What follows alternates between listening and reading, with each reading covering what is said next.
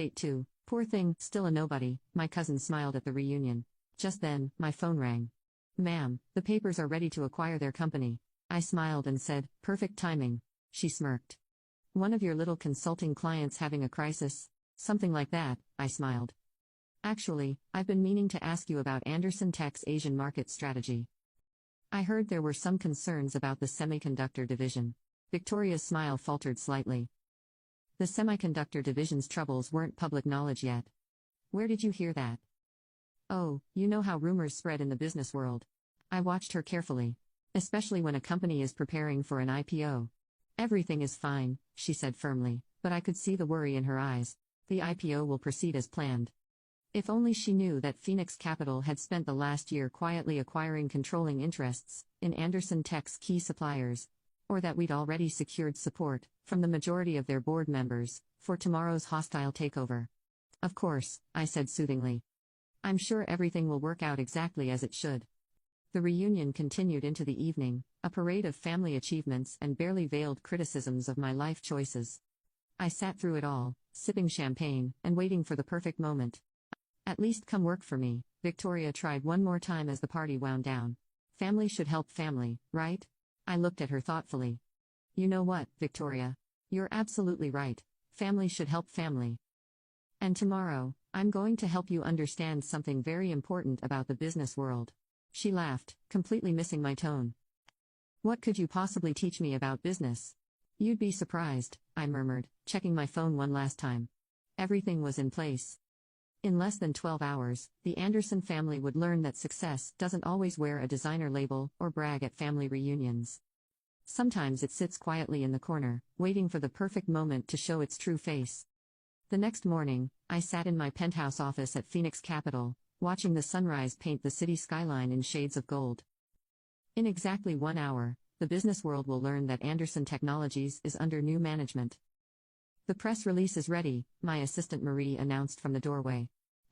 And the board members have all confirmed their votes. I nodded, adjusting my Chanel suit, a rare indulgence for days like this.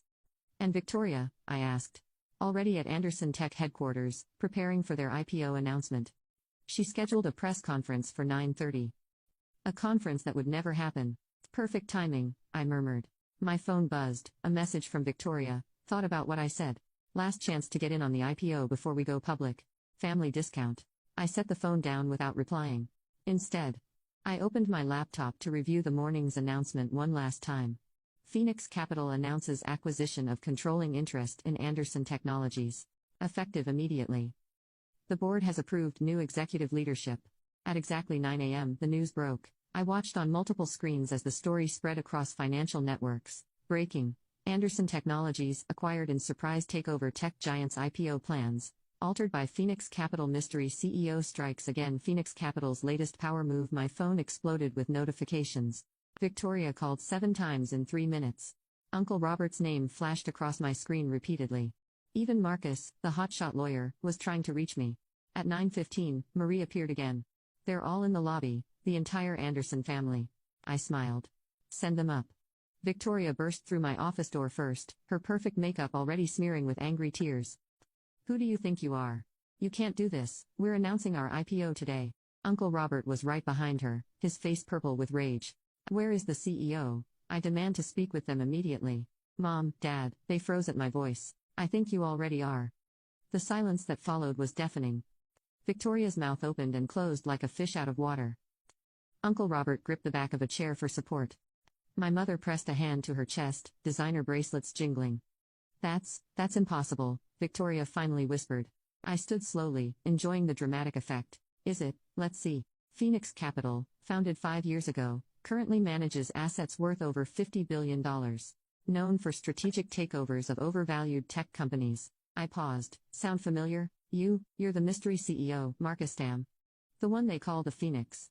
The very same. I picked up a folder from my desk. Would you like to see the numbers, Victoria?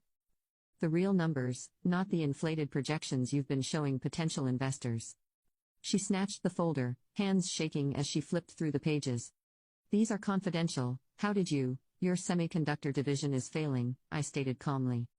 Your Asian market expansion was built on fraudulent data. 3 of your top executives have been quietly selling shares for months. Should I continue? Uncle Robert found his voice.